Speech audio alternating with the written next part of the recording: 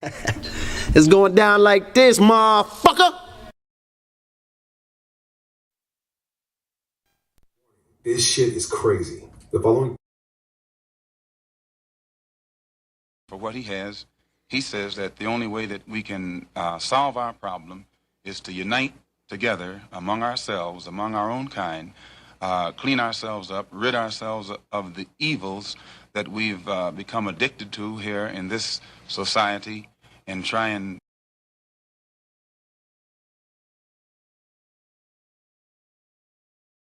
Yes, he destroy black boys. If you destroy him as a boy, he'll never become a man. Yes, he destroy black boys. Yes, he destroy black boys. Yes, he destroy black boys. If you destroy him as a boy, he'll never become a man. This ain't loud enough. I'm still trying. This ain't loud enough. I'm still trying. This ain't loud enough. I'm still trying. I just left a light in this bitch. I'm finna hit the shop in this shit. Hey, where are the white women at? I'm trying to told you just with Herman, man. No, her mind is fucked. God damn it. Hey, where are the white women at? I'm trying to told you just with Herman, man. No, her mind is fucked. Yeah, well. Gotta get a piece of mind.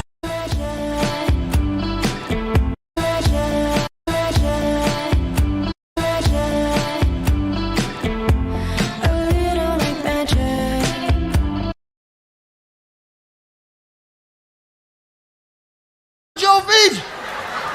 He looked down, seen her feet. The nigga went berserk, killed the monkey, threw the bat out the window, start kicking that bitch in the air. Say anyway, but I will. The way quantum entanglement works is that you can take two particles, quantum entangle them, and then take those two particles and move them at any distance in the cosmos. And let's just say, for example, if you quantum entangle two electrons and you have them spinning in the same direction, and then you take one of those electrons and you shoot that thing out 100,000 light years from the original. If you then rotate the spin on the one electron, if you modify it so that its spin changes, the quantum entangled electron at any distance will simultaneously in no time switch its rotation also, because they're quantum entangled. So these communication systems are taking advantage of this aspect of quantum mechanics that most people can't wrap their heads around, and this is what they're utilizing. It's just the new level of science that affords us the ability to communicate at any distance instantaneously. Can you? You don't understand. It's cool enough just being cool, like I am. Group of you together, you never can tell who's who. I've seen a lot of black guys, Nipsey, but you're overdoing it. Plus, I'm in love with a bitch I can't stand. I mean, TikTok. A lot of the white content creators on TikTok get all of their dances from the black content creators. You're a philosopher? Yes. You're a philosopher? Yes. You're a philosopher? Yes. I think very deeply. I think very deeply.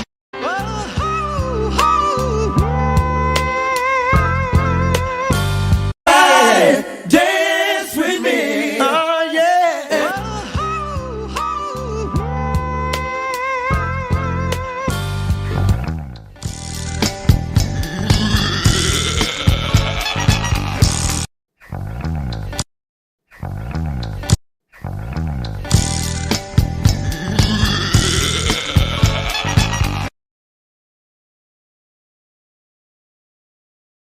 Damn white boys out there. Most of them is psychopaths and all that. They'll kill your mama's mama, and you. Decent white folk that still don't know they're racist. What the hell you want here, hunky? Don't know me want it. Nigga, don't mean to be rude. I don't mean to be out of line. I mean to be rude. I don't mean to be out of line.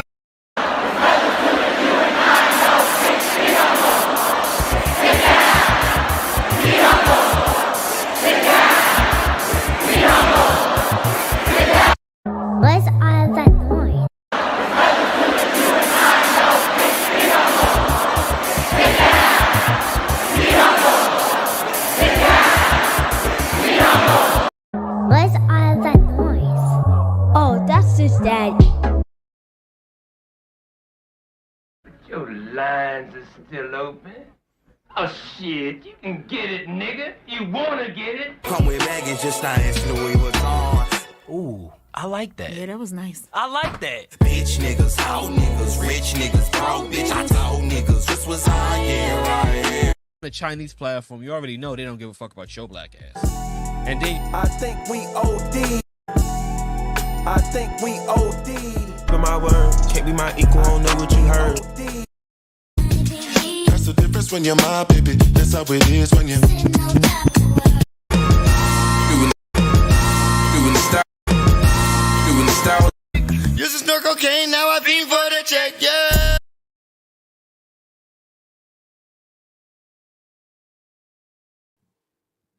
I guess it.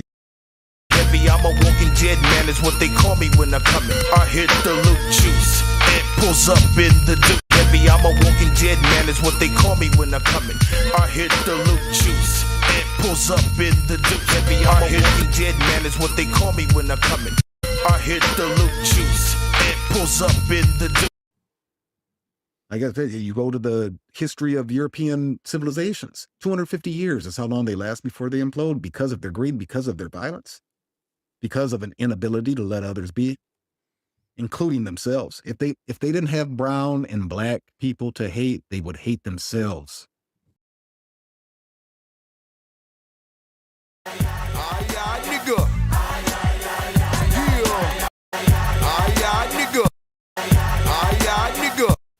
Slapping folks is satisfying. She don't like me, but I didn't know. Guess it was underlying. Slapping folks is satisfying. Slapping folks is satisfying. Slapping folks is satisfying. Slapping folks is satisfying. She don't like me, but I didn't know. Guess it was underlying. Lean and walk, lean, walk, lean, walk, lean.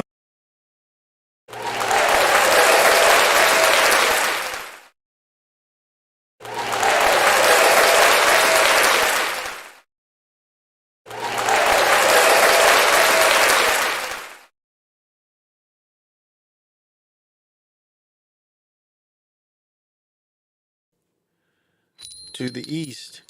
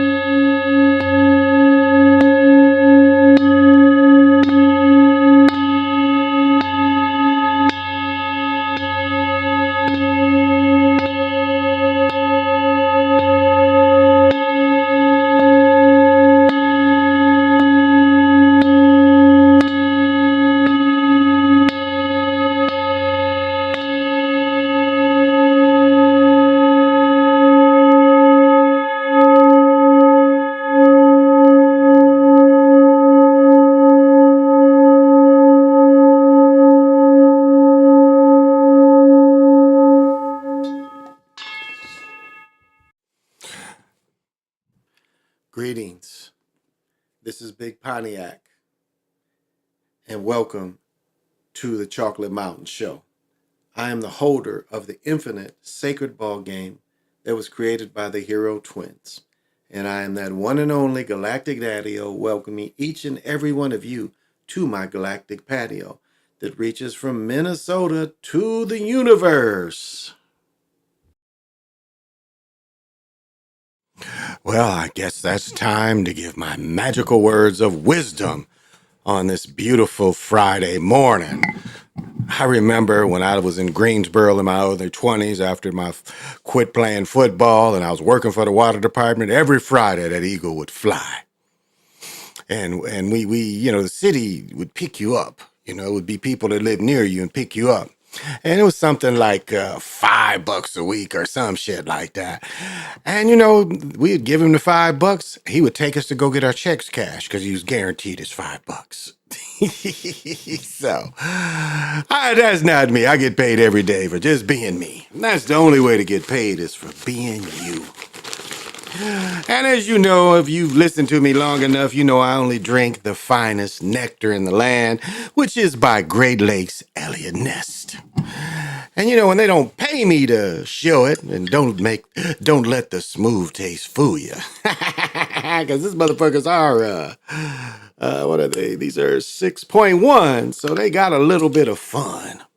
So pop them if you got them.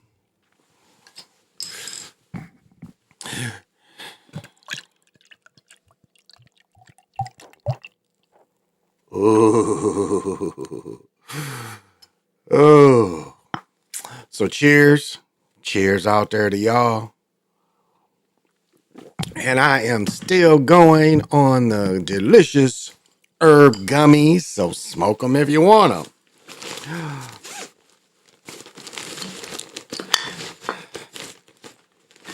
Oh, so let me flex it first. So, you know, I had to get the newest. You know, this is the corduroy with the big M, and my last name is Macon, so I love hats with M's on them.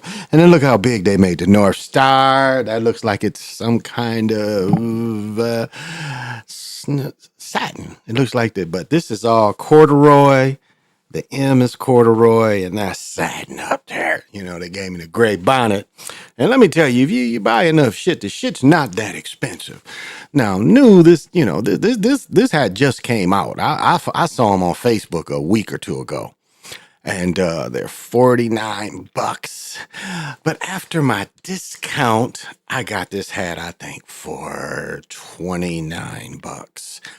I got a $50 hat for $29. And I also grabbed this, I guess it's denim Nike. I first saw this style of jacket at TJ Maxx around Christmas. And I was like, I won't buy it Christmas. I went in there to try to find a 2X, couldn't find it.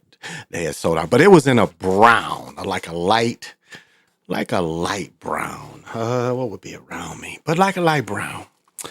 So yeah, I was able to pick this up for 40. I think at TJ Maxx they was only 30. But so this is, and I'm kind of torn about this one because I found a pair of Jordans.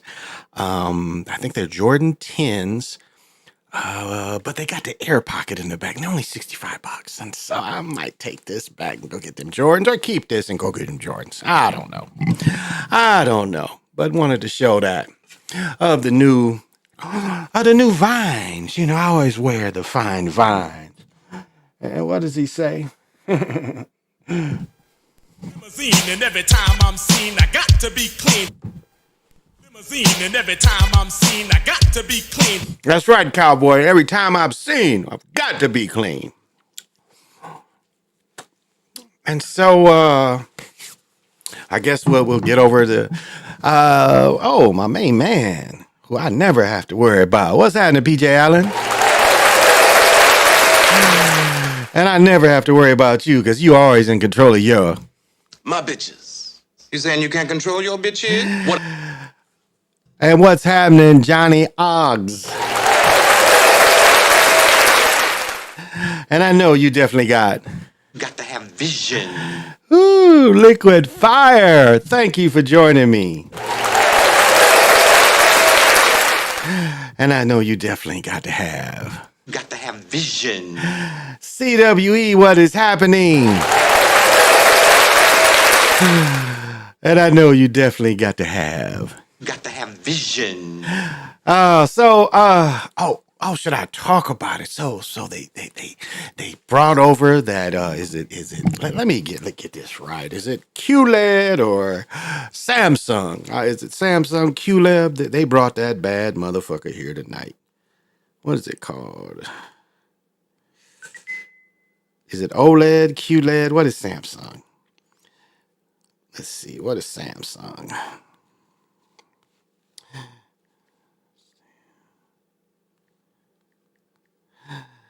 What do they call it? Samsung. Is it OLED, QLED?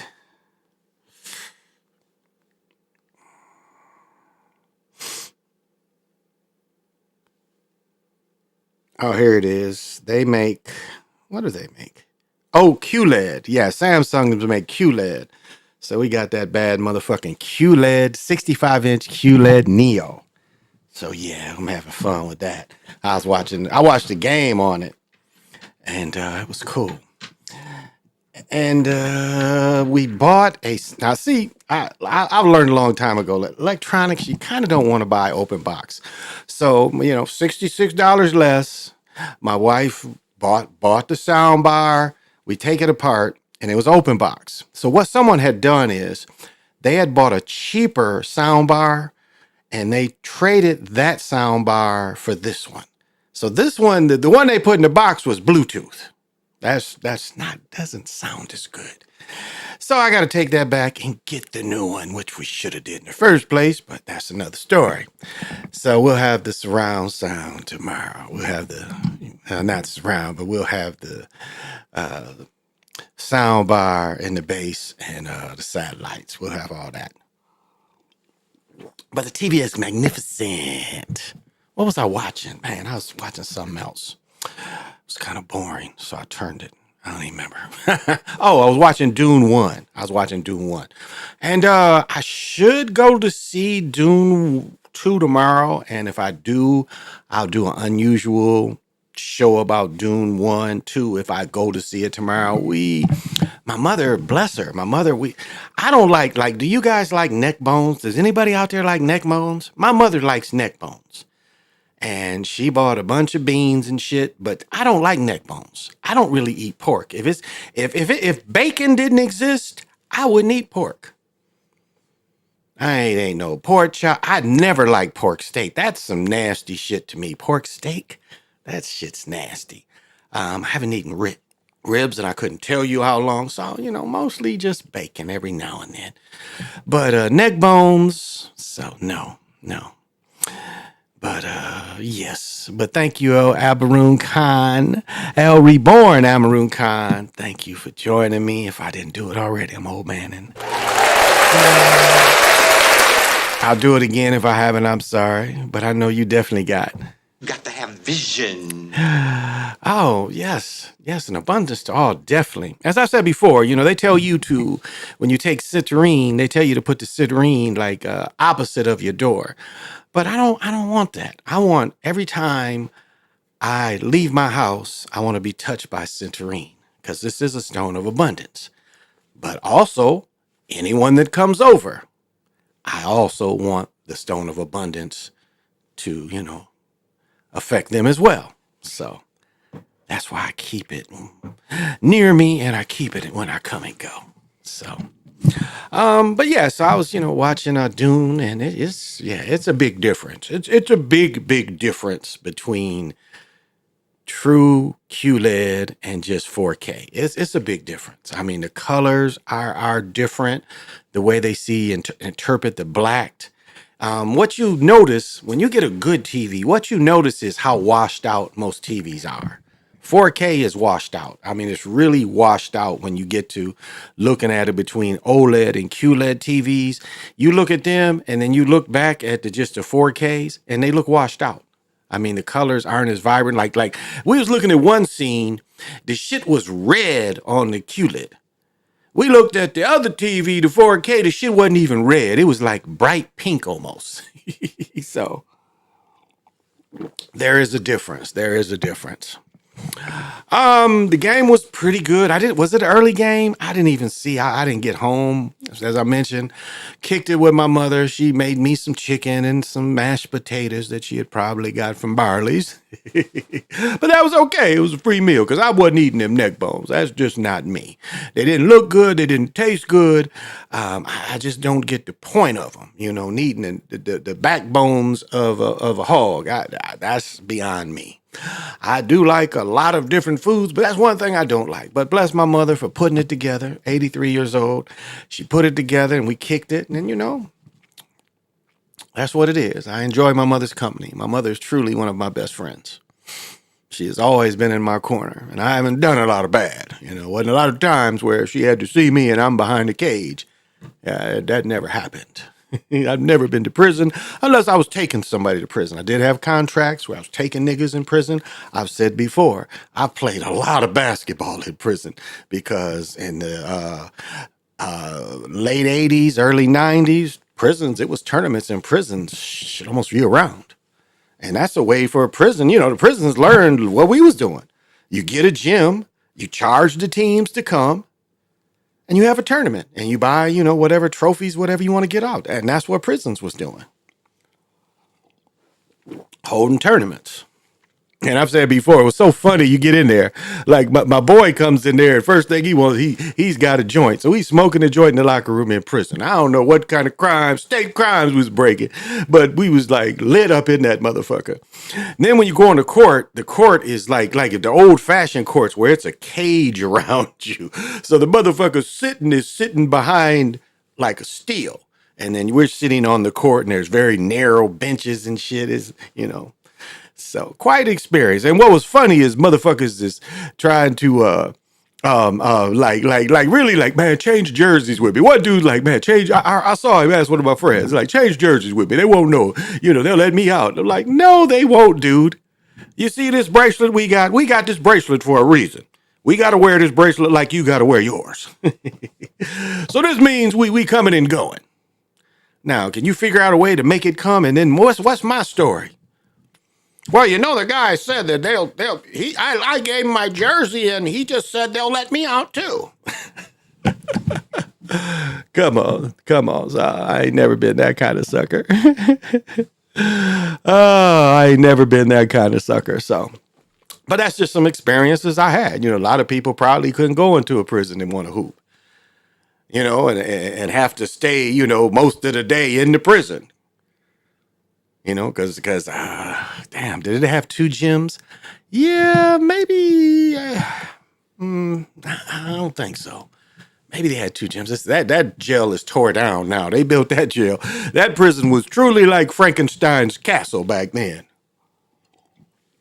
And I've told the story of my best friend growing up. He went that motherfucker at 19. And the nigga didn't get out, let me see, 95. Brennan was a baby in 95. That motherfucker must have went in 80 or 81, and he got out like in 95. My peak hooping, my peak of being an athlete, and he spent his 20s in prison. So, to each his own. Like, he shot a guy. I guess it was like a gang fight. He had a .22 rifle, shot a dude. And I've said before, why he was, out on bond, he tries to rob a place. I guess you go back to your old habits. So I don't know. That was my guy though at one time. Frank, oh my goodness. And I've told the story more than once about this dude did life in prison basically for stealing a loaf of bread. This cat went into prison like 1910, 1911. I've told this story more than once. He went in prison basically for stealing a loaf of bread. And end up doing something like, he went in prison like 13, 14 years old. He helped build this old Frankenstein castle, Jackson Prison. I wonder if I can even find a picture of this shit. Let's see.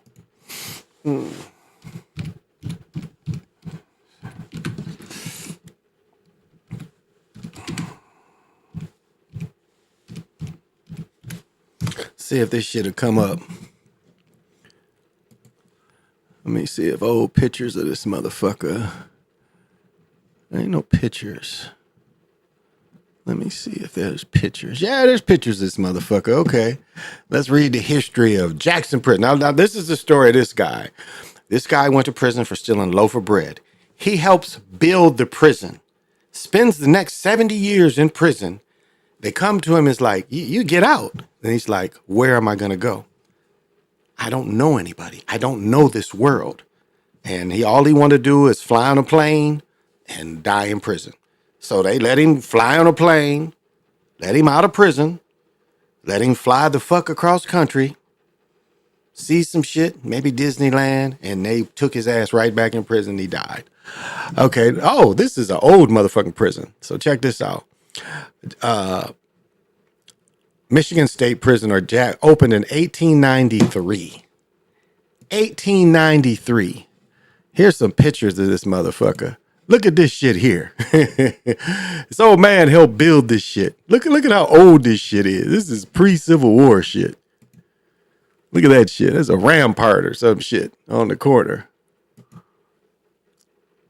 And it's funny, taking niggas to prison is the funniest thing. It is so funny to take niggas to prison.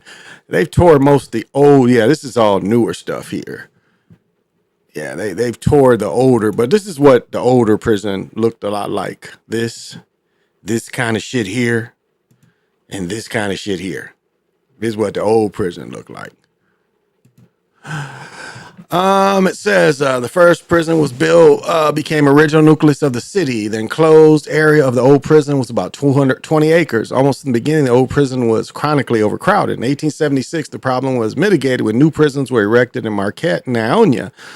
This only somewhat eased the overcrowding. Throughout its history, new buildings were added continuously. At its peak capacity, the prison had 2,200 inmates in 4 cell blocks and a dormitory. In older blocks, the cells were very small, 7 feet.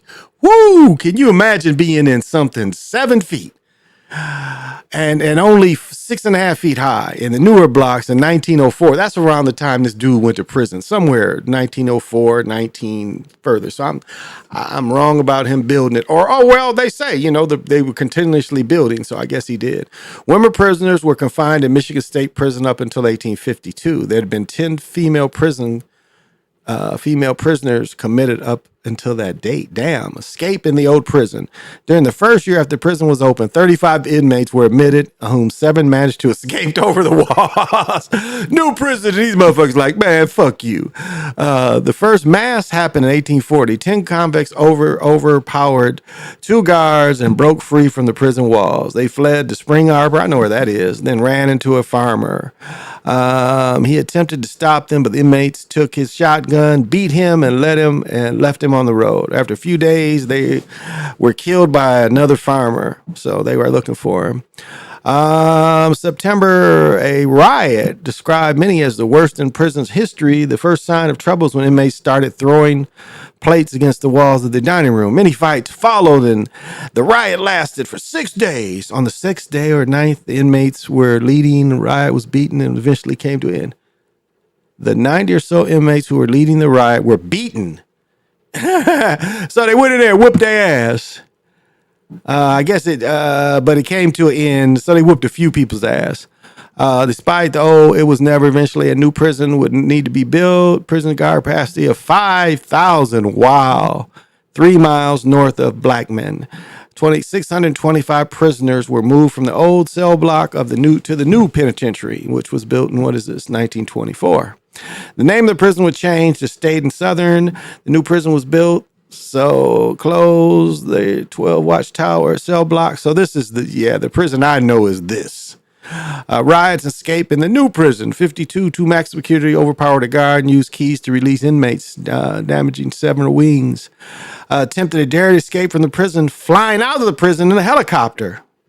A friend of his paid a helicopter pilot to fly him from Plymouth to Lansing. 5 minutes to the flight, he pulled a knife on the pilot and told him to change the course toward Jackson. They flew into the prison landing yard, picked up Remington, then flew 6 miles away to 2 getaway cars. Once on the ground, he sprayed mace in the pilot's eyes to disable him, but still managed to fly a helicopter and follow the cars while radioing where. And 82 prisoners assaulted, seriously injured 2 corrections officers. The following morning, staff requested a shakedown. The administration refused. Staff initiated unauthorized lockdown. The prisoners had not been secured. Around 800 inmates in the maximum took the block of the 2 cells. The prison set fire to the prison. 200 and 100 law enforcers worked to keep the riot under control. It was finally ended with loss of life. Okay. As a result, 2 corrections officers and the deputy warden was discovered that he had no knowledge. Inmate's death gained national attention. Timothy Joe died after spending 4 days in segregation. Suffered severe mental and was really transferred. That's not the worst death. Let me tell you the worst death. That's not the worst death. And this had to be because my friend that I was talking about, that he liked it there because he kept going back and he spent a lot of time there. But anyway, in 88 or 89, one of the women security guards got murdered and raped at maybe they have a theater or maybe it was a church. I forget. And I remember my friend bringing that up. He was like trying to tell him, he said that they were saying that she wasn't built to do that kind of work. And she was alone with 1 or 2 inmates and they raped and killed her. And Michigan doesn't have the death penalty, so what are you thinking? They thinking they like shit. It's just more time, and I got some pussy. So, but it's funny they didn't mention that. But yeah, we used to hoop up in there. I watched Tim Reed. I talk about Tim Reed a lot. I watched Tim Reed score 100 points up in that bad boy. Yes, he did. He was turning the motherfuckers out. He scored like 101 points. Oh, there we go. 101 points. You know what I like to do? I live up here in the Great White North where the weather is always a challenge. It was cold yesterday, but today it's been more agreeable. It's been more agreeable today, and today, as you see, it is 41 degrees right now. It is not going to get much colder than that. Friday is going to be nice Friday, high of 56. So it's going to be a really nice day on Friday. And then look at this, Sunday, 70. Definitely pickleball weather. And Monday, so we finally cut a break. The days are longer and, none of that funky driving weather. So that's what I love. PJ say niggas could be dead. Well, I'm going to tell you, it's like dudes who've been there before, it was no big deal. When you take them, when I had a contract to take prisoners, dudes who've been there before, it's no big deal. But young niggas that have never been in there, and the way that old prison used to look, them dudes would be talking stuff because Jackson is on the other side of Albion. Like you go through Albion and then quite ways before Detroit, Ypsilanti, all that, where Bandana's from, Manchester, all that is, further. But Jackson's not. It's about from Kalamazoo, maybe an hour and 10 minutes, maybe. Something like that. Battle Creek, not that far at all. Battle Creek, it's before Lansing, so 20 minutes maybe. But it was interesting taking people, and they would really like talk shit and stuff and be like, but soon as we pull, because it's like you turn off at 94 and it's the road that leads up to the prison. They would be like on 94, chatter. Shit, when you hit that ramp and it say Jackson, and it's got signs up that say don't pick up hitchhikers, because motherfuckers would get away and jump the fence and then jump to the to a car, be out, because used to be you could hitchhike and be hitchhiking and shit and get away. So, and they would get that solemn look because you take them over to quarantine. But yeah, it was a creepy place.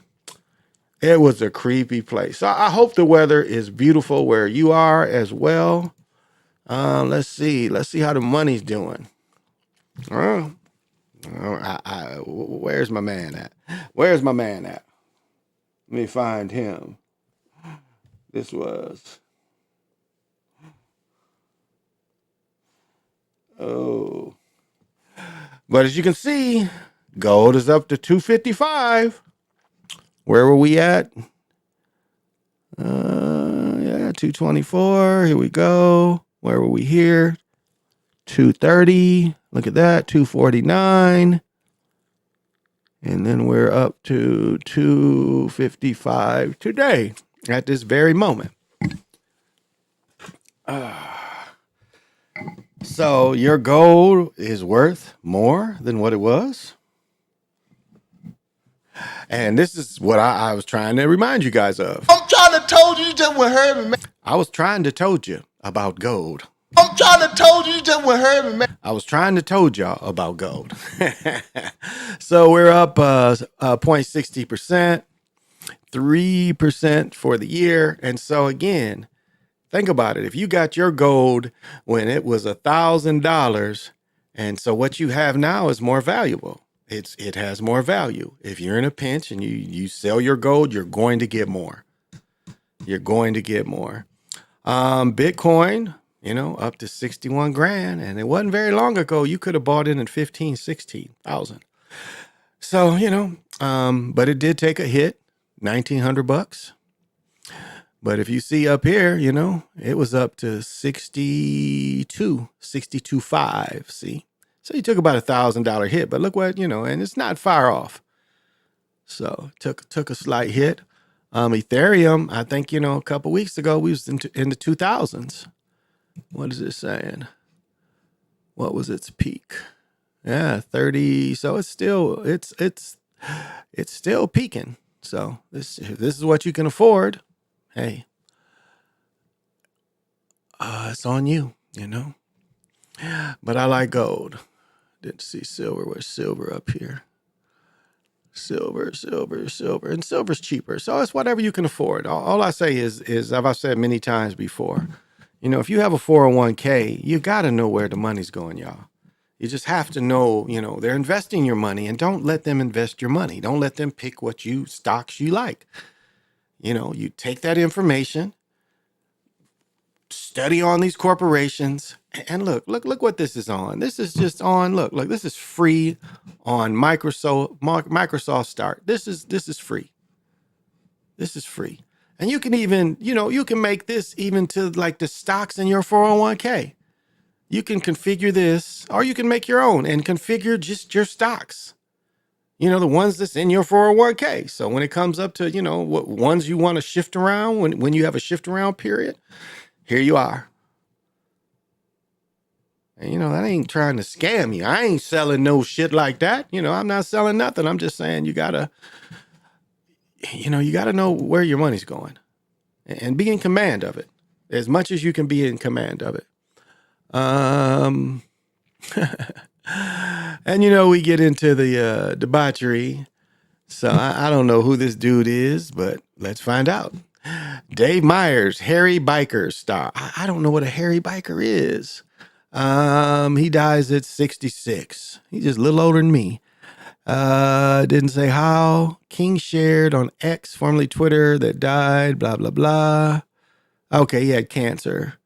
Okay, what did he do? Why do we care? He was born in England, steel worker, blah, blah, blah. What did he do that America paid attention to? As the Harry Biker. So this must be some English shit. I ain't never heard that shit here. So this must be him.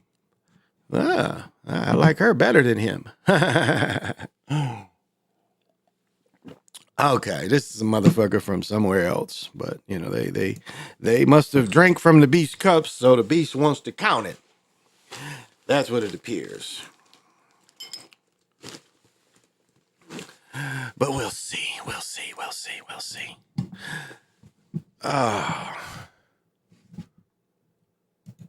So I hope everybody had a smooth day, and it's really grateful to spend time with my mother, and she's 83 years old. I really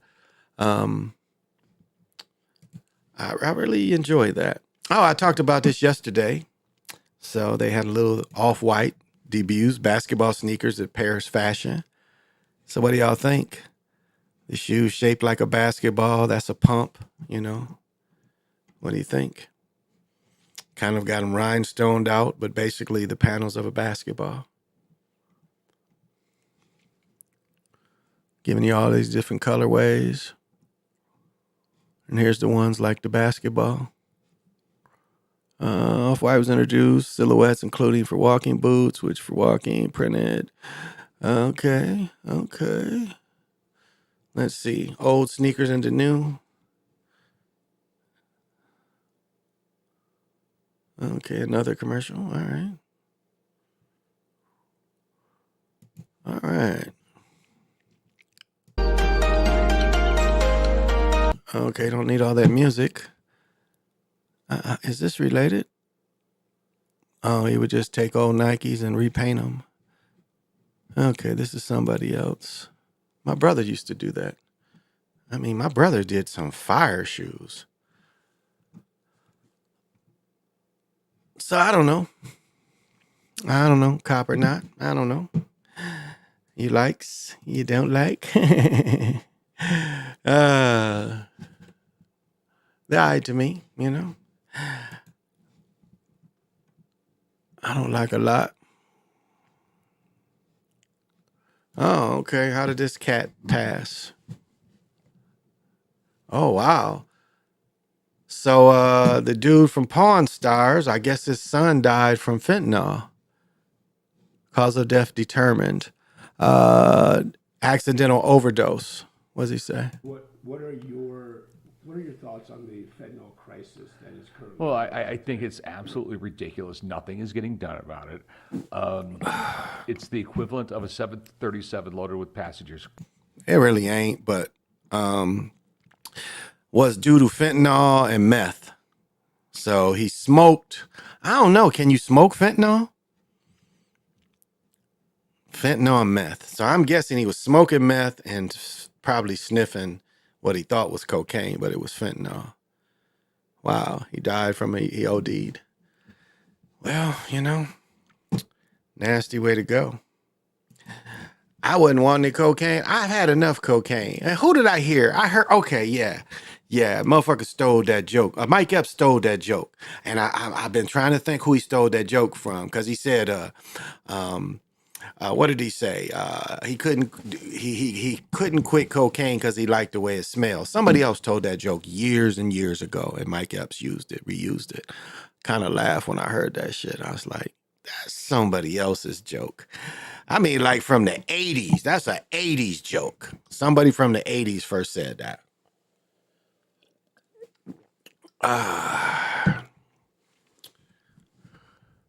Can you imagine being born on a leap year and your birthday's like every 4 years and shit?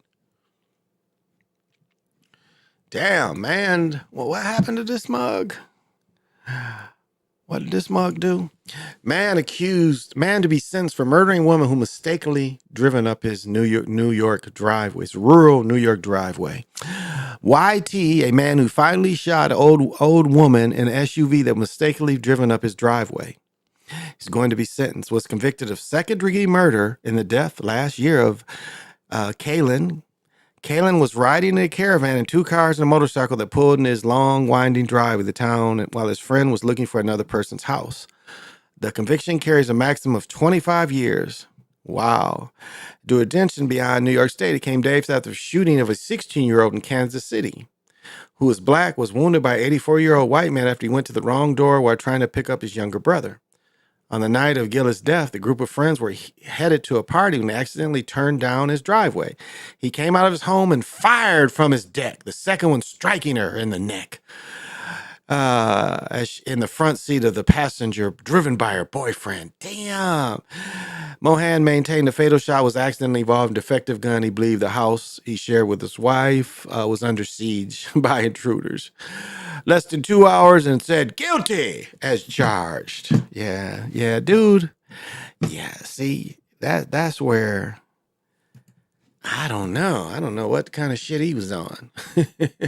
What do you guys think he was on to make him do that? To make him say, I need to shoot up these people today. Like, are you really that scared? Just stay in the house, stay in the house. So, man, I got to see this. Check this out. After the commercial. Okay, let's see if we can get it. Okay. All right, here we go. Try to tell people the 40 is the start. If you can stay low the first 20 steps, boom. What are you hitting? 4-4. See, that's what I could run. I could run a 4-4. It says somebody running a 4-2 though. Oh, Peyton Wilson runs a 4-4. Yeah, that's what I could run. I could run a 4-4. He a linebacker running a 4-4. I was a receiver. But yeah, I could run a 4-4. I could get up and down that field, y'all.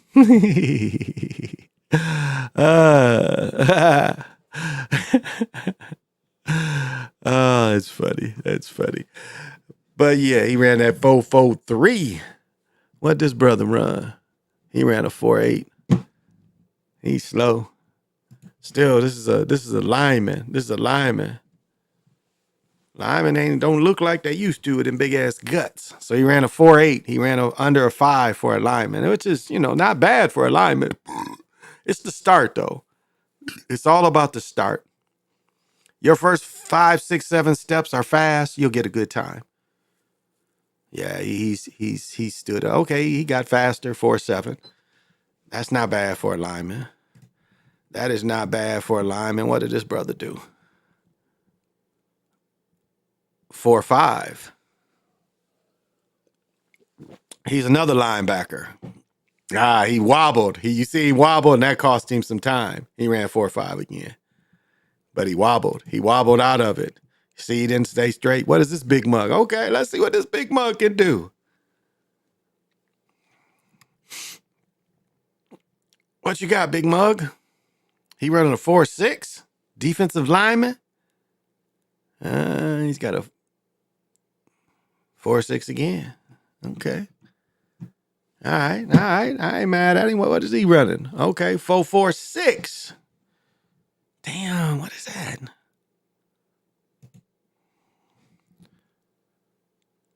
4.46. Let's see it. That's what I used to run, a 4.4. I think I ran like a 4.41 or 4.42. Let's see what it looked like. It's the start. I'm telling you, it's the start. If you can stay low and then first, see, look at that. He had a good start. Look at this. He fully running. Yeah. He ran a 4.47. See, it's just the start. It's the start. You can get a good start. That's how you get a good 40 time. You know, if you coaches out there, it's the start of the 40. You can take them first 7 to 10 steps. If those can be low and you don't go side to side and you just go straight, yeah.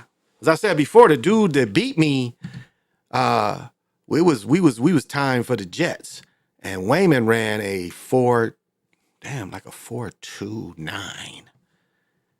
Because Clarence Weathers came and they had taped him on the football field, not on the track field. They had taped him at 4.4 on the football field. So Wayman and I timed for the Jets, and I knew racing Wayman that I would get a good time against Wayman. I knew it, and I was on his ass because I was talking shit to him. So I was like, "You better run, because I'm gonna beat you if you don't run fast." And he just kind of looked at me, and when I started, I had a quick start, but he barely beat me. 4.4, but he ran a 4.29, and I ran a 4.4 like 1. So he was, he was in front of me, no doubt. But if it wasn't for racing him, I probably would have ran a 4.49, without racing him. And it's like the other receivers that we would run 40s and they would all beat me on the 40.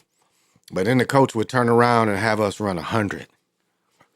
And so the 40, they would all be in front of me by 60. Because I remember the first day we did it. By 60, I done caught up to all of them. By 70, I'm like really now starting to run hard. I'm in front of all of them at 80, 90. I'm like strides in front of all of them. I beat them all. They was like, bullshit. This is bullshit. No way this is right that you beat us. Like, okay. We did it again. Same thing happened. 40 yards, they all in front of me. Shit, 60, yeah, I'm with them. 70, they're like, oh shit, not again. 80 yards, I'm past them all. 100, I'm winning easily. So I would get a little stronger as I ran faster sometime. Not all the time, but sometime. And that's,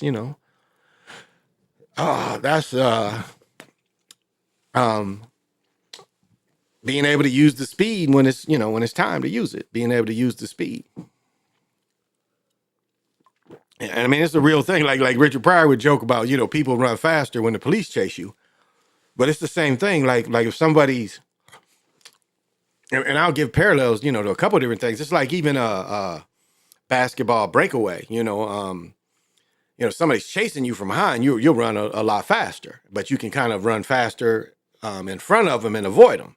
Well, football's the same way. You can run fast. Like if a person really has an angle on you, but if you're fast enough, you can beat them to the spot. Because it's a spot where you'll try to get a guy if you think you're faster than him. But it's the same way it goes for the person running. You can outrun that. I can get to that point before he can. And it's beautiful. A football run is beautiful. No matter how a long run, the people start standing up and shit. It's nothing like it. I mean, home run, everybody, but a run like that builds. A long run builds on people. I mean, even the way like a long pass, it builds because, people are like, damn,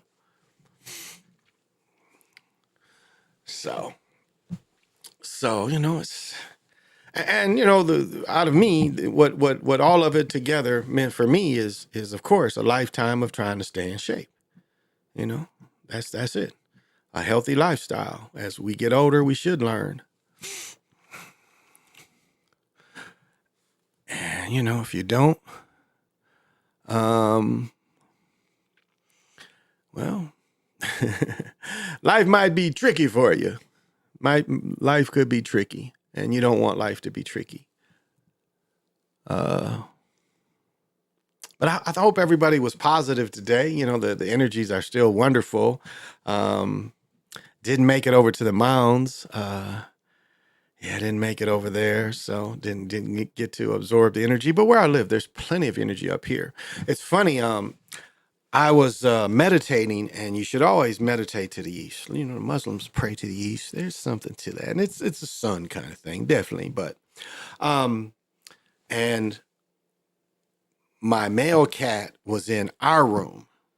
I mean, he's the protector. He's my wife's protector. Why I love his energy, because he protects her. He sleeps outside, like there's a perch outside our door. He sleeps on that motherfucker. So, and when we're not there during the day, he sleeps in the motherfucker during the day. But as I said, you know, I started going, you know, into the astral zone, and I saw a cat like in front of me. I was like, okay. And I've said, you know, last week when I was downstairs, or a week before maybe, I astral traveled with my cat on my lap, and my cat came up like gold almost. It was like he was like just shining and stuff. So it was the same thing when I saw the cat sitting there. So I was like, oh, okay. He doesn't mind me joining. And you know, cats spiritually can keep some, like you guys that suffer from that you know, if you don't want to take my advice about how to get rid of that paralysis, you know, that sleep paralysis, you don't want to take my advice. Cats are great with that. If you have to keep your door open, you know, so the cat can come in and out, but cats can effectively get rid of that too. So something to consider. Something to consider if you don't want to, you know, put these things, you know, just put them around your bedroom. Get a little kyanite with it. Activate the room. That'll keep that kind of stuff off you. Again, I don't sell this stuff. I just work with it. And this is what helps me. I've never experienced that. You know, I've had it explained to me, but I've never experienced it. So that's just a little bit of advice. Just a little advice I try to give out. So what is this? He got traded. Let me see if this show this car. Man. Now let me see. I'm not sure what year this is, but this is, I think, a Ford. Whoops. Oh, okay. I'm tripping. All right. I think this is a Model A. But I think and maybe this could be a Model T. I'm not really. I think it's a Model A though. And it's amazing how, you know, and these is, think about this, you know, as I said before, you know, my stepfather worked for, which was basically started off as a carriage. You know, they call it the horseless carriage at first, because this carriage is definitely the same thing that was pulled by a horse and buggy. And basically so are the tires. And the only difference is this small, basically lawnmower engine. And then you got brakes. Remember, there was no power steering. There was no power brakes. And when you turned, you really had to turn this motherfucker.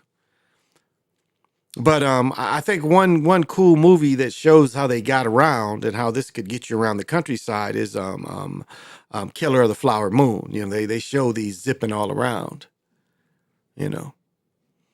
But, you know, do you imagine if you were back in these times, how would you felt, you know? And everybody couldn't afford these. I know my grandfather paid $900 for his in 1919, which today's dollar would be something like $80,000. Something like that. So what do you guys think? Do you think you could live? And then, you know, you could fix these fairly easy too. Some of them that you had to crank them from the outside. You had to start them. You had to crank it, and to start it. But do you think you could have dealt with that? We look at the modern things, but do you think that you could have used these older things and been successful? Because this is for her. This is a flex. She's definitely flexing in that picture. And it's so we've been like let down by car companies. They want to. I do gotta show y'all. Y'all want something like this? Yeah, this QLED. Oh, I think mine's newer than this. This ain't a Neo. But yeah, this QLED. I'm sorry. I got distracted. But we think, we think that we could just jump in one of them old cars and just be comfortable. Wasn't all that easy. Wasn't roads. I've told the story before. My great grandfather drove from Michigan all the way to DC. Where the family's from. He went up to back where the family's from in DC area. And a lot of them is just Indian trails. Like people, I know, I don't know where you are, but for those of you in the Midwest and parts of even West, know of I-94. Because I-94 technically goes all the way to Sacramento. And if you really look at where it goes out west, I-94 is technically 80-90. Now I forget what you take when you have to, like, there's one area where I guess this is the way you go. No, it's separate from Buffalo, because Buffalo it's the way you hit from Buffalo coming out of Toledo. Yeah, it's the way you start going to Buffalo because you're hugging the coast. But like to go up to New York, but 80-90, you can take the go through Pennsylvania. You can go through Pennsylvania. And a lot of that is still 94. And 94 goes all the way up in the middle of Michigan as well. Goes all the way to Detroit.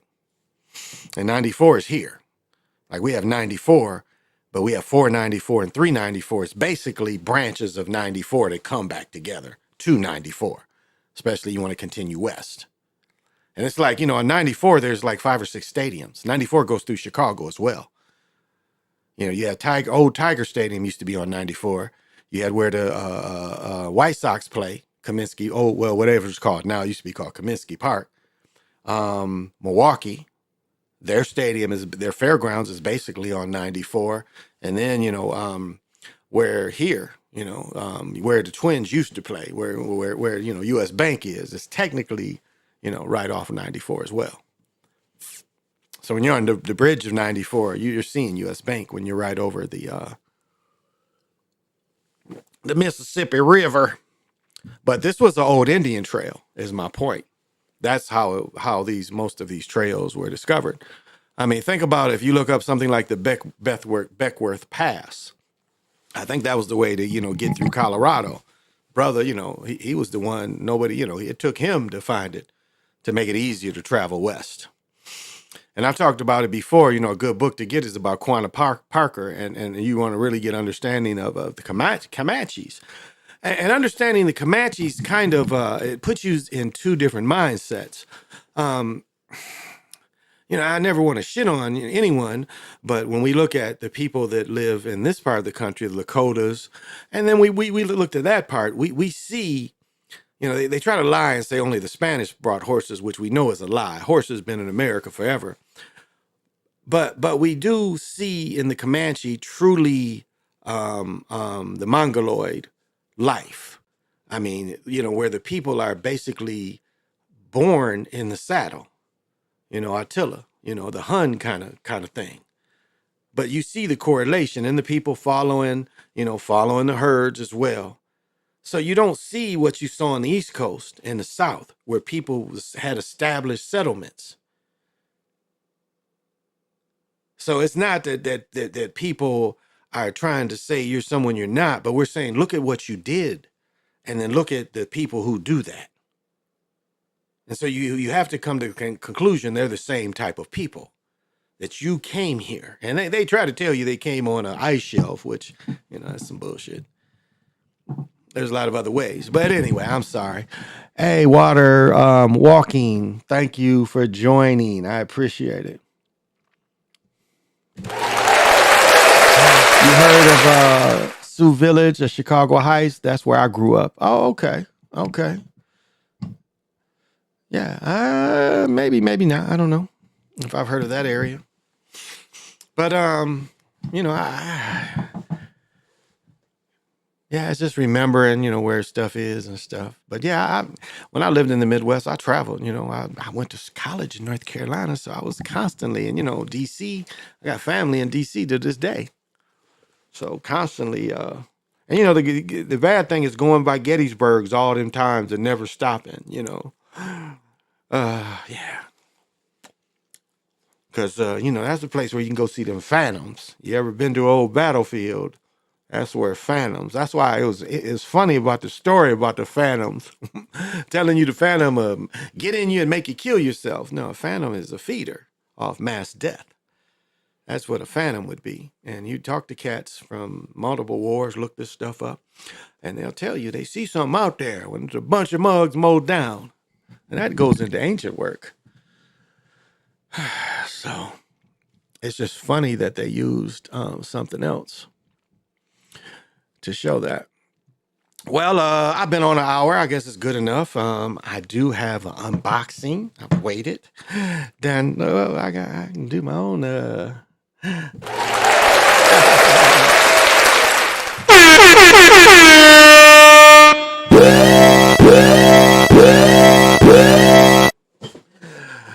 So this is how do I describe this? Well, the easiest way. This is a collector. There we go. This is a collector of the finer things. So,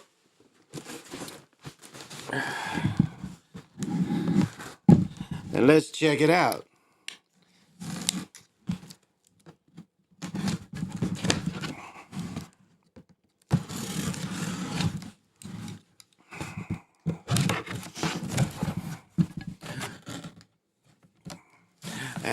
And you shouldn't dull your knives. I should have a working knife in here because that one's sharp.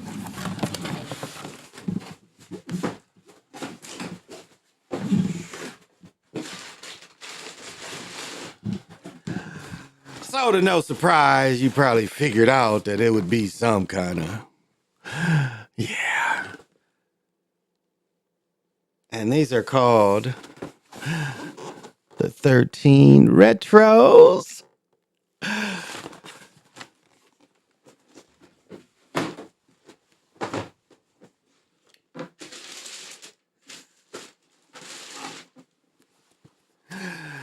Which look like this. And I know they're not probably, oh, no shoehorns. Oh, they're cheap. No shoehorns. And this is suede. This appears to be leather. That appears to be leather. This is nubuck, which I did not know. That is nubuck. Suede. I am highly pleased. I had the original ones. After the 11s, after the 10s, the 11s, 12. Yeah. I had the black, red, and green ones. No, the red, and black ones of these. Yeah. Because I remember exactly what happened to those. A young man that's not with us anymore. My son, like as I said, when I hooped, I had a shelf with all my old shoes. And I've said many times before, Curdy would just any clothes. He said he didn't matter what size. And I would just drop him off bags of clothes. And I have friends that would really come over there because it was like, when you play semi-pro and you plan these tournaments and you reffing, you keep shoes. I mean, it's just your job to keep comfortable shoes. So and it's you buying them yourself. You ain't got any endorsements. So I did enjoy playing in these. I really did. And I know these ain't, the way they are, but so far, I am really pleased. This will match a lot of shit. You know, I just had them 501s, them 505, you know. So I think when I go see Ryan Davis in April, this is waiting. So I'm pleased, you know. Quality seems pretty damn good. Now I know they ain't gonna be that comfortable. I'm gonna put my insoles in these motherfuckers. But overall, the hologram, you know, this is the hologram. But I hooped in the original ones, and I'll say they weren't better than I think my all time is the 12s, the one with the fire flames. That's my all time favorite. But these were cool too. Hey Jamar, what's happening? And I know you got to have vision. So yeah, so thank you. So yeah, this was the latest thing, and these hit you at 200. And I just came to the conclusion these is the one that kind of hold their price. These newer ones, they drop the price on them all the time. They don't really drop the price on these. That's what I noticed. Because the brown ones like these that's out, they still 200. They ain't went under these pretty much. So I enjoy the artistry of them, and I'm really surprised. Like even this down here is suede. That is so cool. So it's not only suede here, all this is suede. That's a nice touch. Probably flock is my guess. They flock this area. Yeah, this is a type of flock. But still, it's a nice touch. That's a nice touch. All right, so this is what came in the bag. I should grab these other shoes and look these one shoes up because they're $65 and they're Jordans. And I just got these, but so yeah, you know, I'm a man of fashion. I don't even Jordan shoes, but those are nice. Well, thank you. Yeah, I'm gonna wear those with the Levi's I got, and I've been looking for another shirt. I was trying to find a Jordan, but I'm not having much luck finding a Carolina blue Jordan yet. I might have to go out to the Mall of America. But yeah, I'm gonna wear them Levi's when I go see Ryan Davis, and you know, and I might just wear the Kirby Puckett. Yeah, wear that jersey and maybe some sleeves on it because it's gonna be April, so it should be fairly nice. And walk up in that motherfucker, you know, nice. Walk up in there and be extremely nice about it, and have a good time, and have a real good time. What is this? I want to see if I can show this hat. Yeah, see, check this out. I got a hat like this. I love this type of hat. I mean, one thing about New Jack City is they had all the Kangos. And I mean, I like this style of Kango. I mean, I'm gonna definitely get the summer hat like I got, but I love my hat like this. And this is how long this stuff's been around. You know, this is a Kango. And I don't know what the story's about. But I was just looking for the art. And you know, this whole story is based on Detroit gangsters. Y'all know that, don't you? New Jack City was based on Detroit gangsters. And you can look that up. The dude who made the screenplay. He went to see the Collins brothers. The Collins brothers was the ones that had the apartment or bought the apartment complex where they was selling crack, and, you know. The Collins brother did that. I think that big building, I don't know if people still live in it, but I think it still exists. And then he put it in New York. And I'm gonna tell y'all, man, I've been going by the Russell Wilson jersey, and that jersey is $65. I could have got that jersey for $40. Man, I love jerseys. So I'm still gonna wait to let it go down a little more and then get a hat. And I know PJ is he's a fan of the Broncos, and he had bought that. And I wish it was the blue one. The blue one is even nicer than the orange. But I'm gonna wait when that orange jersey goes, and I'm gonna get the hat with the. And you know, I just like jerseys and stuff, and I like hats and sports apparel. But I like all, you know.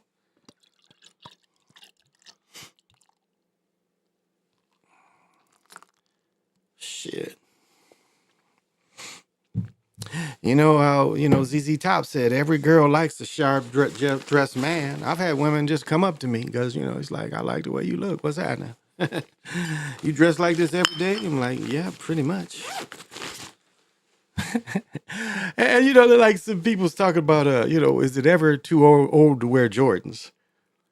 Like that is the silliest shit I've ever heard in my life, especially for me, because I think my generation more than most, my generation more than most saw, we experienced the whole gamut of how tennis shoes really came into our lives and the importance. And sincerely, really sincerely saying, like, to have a pair of Converse that at the time cost $12. And my stepdad told me he'd never paid $12 to buy me a pair. That's what he told me. I was like, I've never paid $12 to buy you a pair of shoes. So I asked my dad, because it really was kind of a minor status symbol to have a pair of Chuck Taylors. And this is when it was just two colors. I think it was 74. 73, maybe 74, they came out with the other colors. my friend's sister robbed a bank and she gave him a bunch of cash and he had all the colors. But I mean, it was kind of, and I've told the story before. My first pair of Converse was called Converse Coaches. And what a Converse Coach was if you looked at the way the canvas was put in, the canvas was only like a single canvas, the whole shoe. If you looked at a Chuck Taylor, it had the double canvas. So I don't know if it was, I don't think you could call it a second, but it cost like $7. And to give you, a reference, the pair of shoes I bought myself from cleaning my dad's car off and sweeping the stairs, I think was $4 from Myers. Those of you from the Midwest, you know what Myers is. It used to be called Myers Thrifty Acres, but it's just Myers now. They've been selling everything like a superstore. They've been a superstore for my whole life. But I got them Coaches, and then finally my father broke down for my birthday or some shit and bought me my first pair of original Chuck Taylors. And it was, for really, I mean, they weren't really, I mean, yes, there were shoes $4 where these were 12, but that ain't making nobody broke, if you dig. And what it meant. And I don't think you can really equate like getting the Jordans, like the first pair of Jordans. People have equated to getting their first pair of Jordans. I don't know that if that was even the same. I don't know if I can equate the two. Because I think it symbolized something even more than what the Jordans later symbolized. Not really a status quo, more, I would even say a coming of age. That's what I would put it. It was like you got them Converse. By the time you was old enough to get them, it was a coming of age that you wore Converse. And I can't say that the Jordans became that.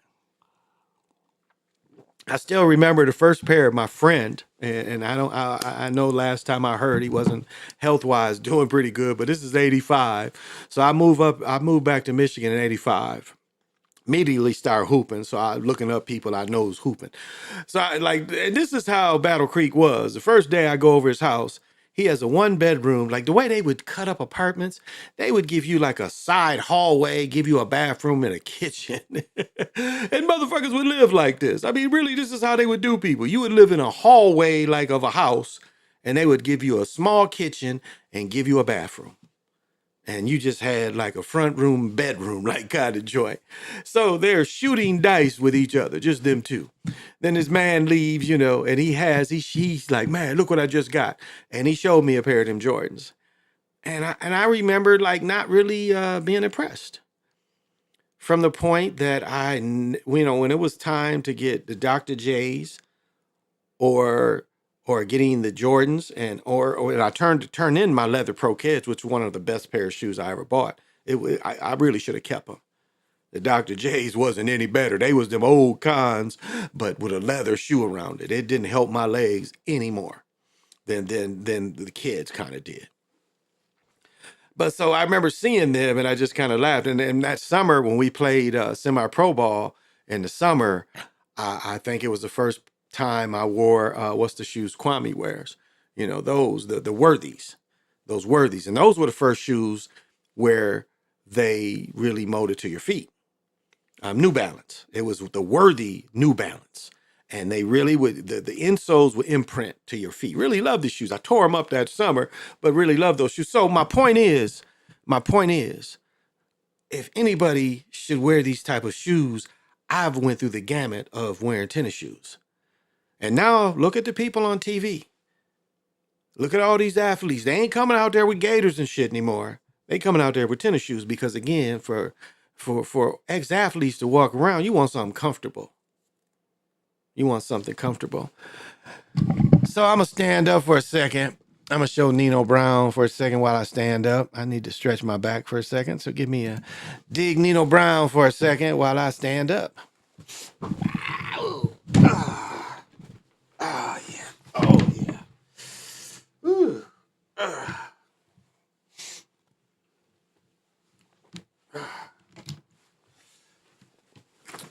Okay. The sitting down for long ain't great. But this chair's comfortable, I must admit. This is a big, of all the come up, this chair's the best. It's a great chair to meditate in, but it's really for this. This is, I couldn't be any comfortable. I couldn't be more of a king if I tried.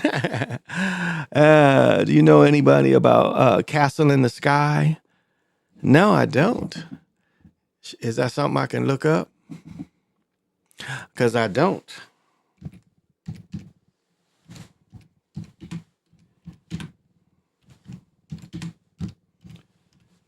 Did it get it? Did it come? Did it come? Did it come? Did I hit it? Is this a film? There's a film called Castle in the Sky. If that is that what you mean? Yeah, it looks like it's a film. I have not watched it. I'll have to look it up. Is that what you mean? Yeah, okay. Yeah, I'm into it right here. So it's this anime right here. You can get Castle in the Sky in anime. Japanese fantasy adventure written. Let's see more. Written, directed by. It's produced, animated. Okay, short film animated. A team comprising many of long time. Work with studio following 3 decades. Okay, film released. Okay, plot. An airship carrying Sheeta, an orphan girl abducted by government agent, is attacked by air pirate who seeks Sheeta's crystal necklace. Attempting to escape, Sheeta falls from the airship but saved by the magic of the now glowing crystal, which lowers her gently. She is caught by the Paza, an orphan who works a mechanic in the mining town. He takes her to his home to recover. The next morning, shows a picture of her father at Mystical Castle and a flying island, which now seeks. Okay. Yeah, over by Colored and Nevada Colored. Oh, no, okay. Okay, and so, wow. Okay. I'll have to check this out. I don't know. I'm gonna have to hit my son up too. He's a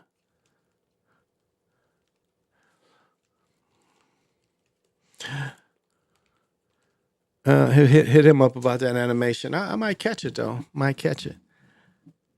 Colorized. Is that what you got? Okay. I have to check this out. I definitely have to check this out. Oh my goodness. I am feeling good now. How you gonna party with me?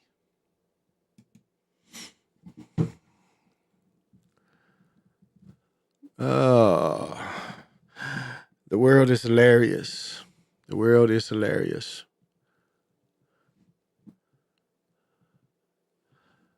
And it's full of debauchery. And we have March 1st, right? And my brother's birthday. I think he'll be 58 this year. My children's mother's going to be 50 this year. She's going to be 50. Yeah, that is amazing.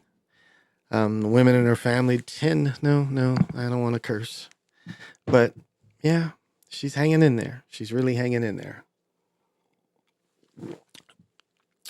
It's funny. She showed me a new whip. It's just funny. It's like she wanted me to, come sit in it. Let me take you for a ride. I'm like, no, I don't need to go for a ride with you. Nice. Your car's nice.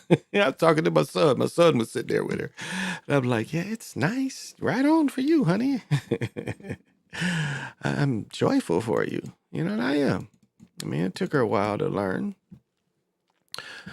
but I'm joyful for her. So, whatever she achieves, if you believe, you can achieve. And so, it took her a little while to get it, but she can always look at me, and I do, what a little bit I can do for her, I do.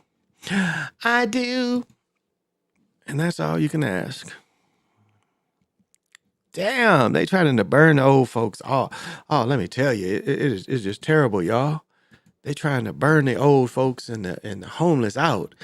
They break up their encampment. Now it looks like they're trying to burn them out. Let's see what they tell us about. What is the debauchery going? It's breaking news, y'all. Breaking news.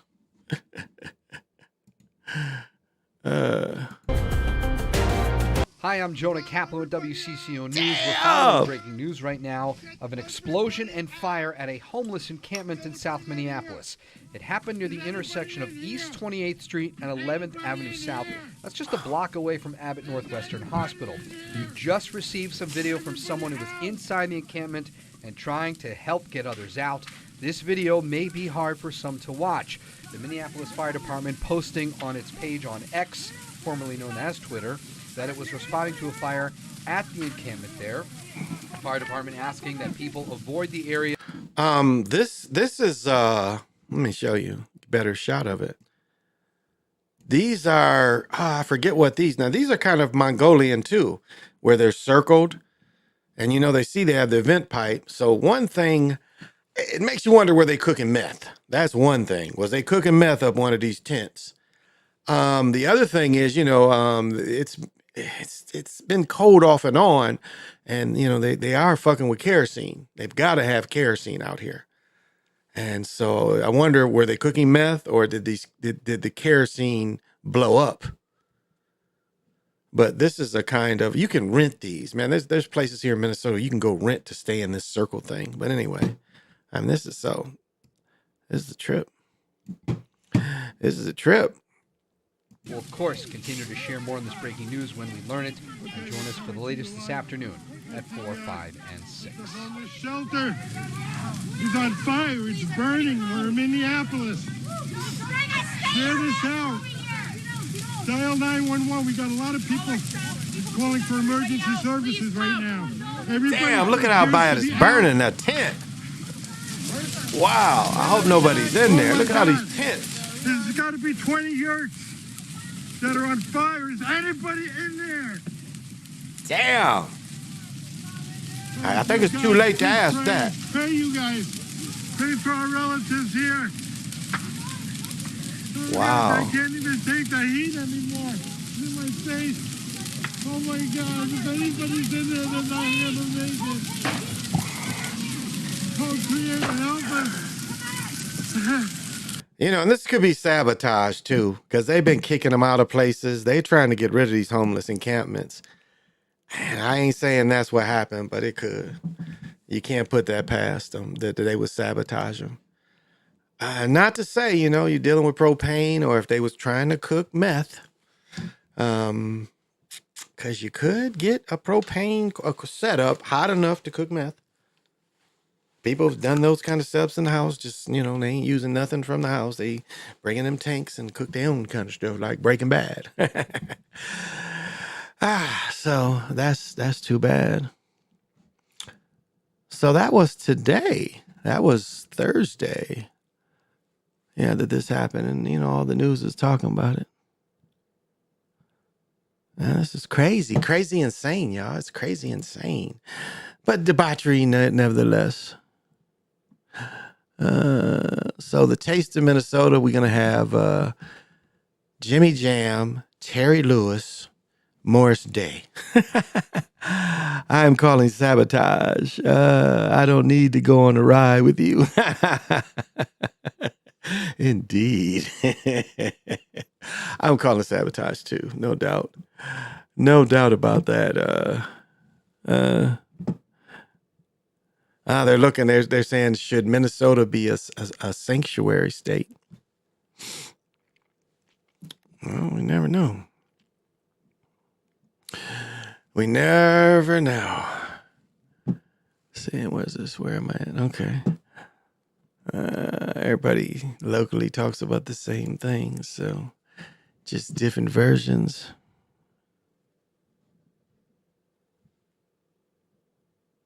Okay.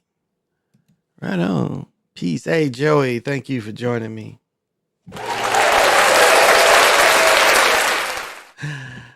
And I know you got to have. You got to have vision.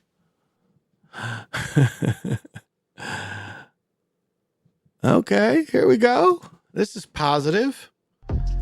Now, I know a lot of you colored folks out there, you say I'm not very nice to colored folks, but I do have positive stories, to present.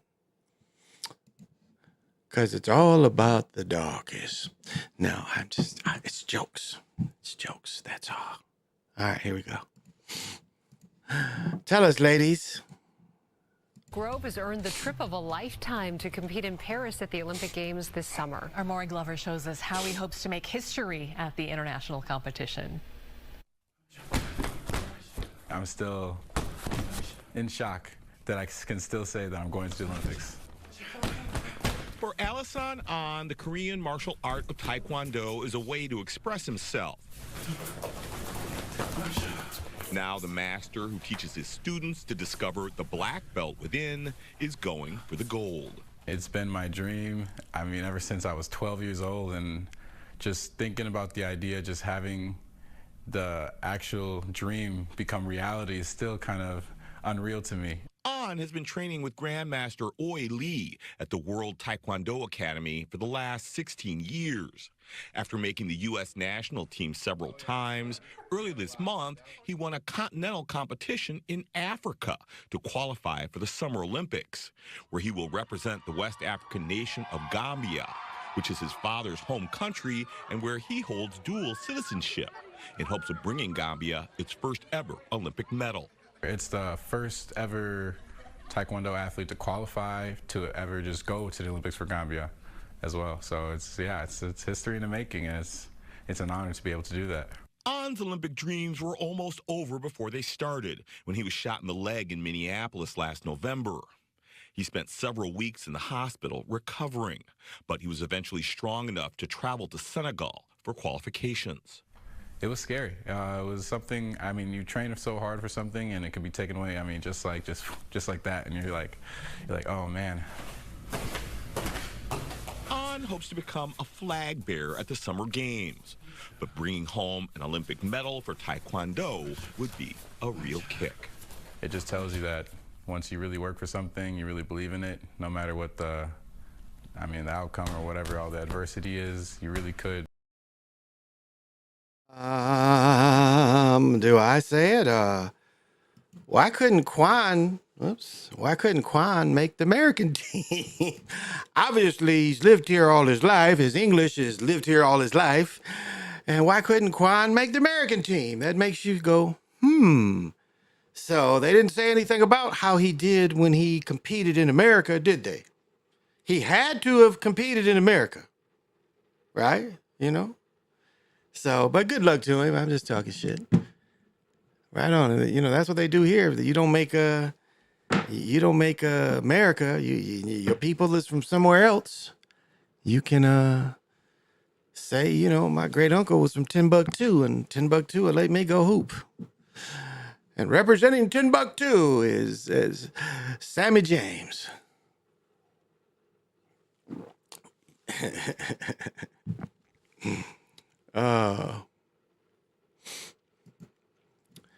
So, that was a positive story. You guys always think I bring just debauchery. I can bring another positive story.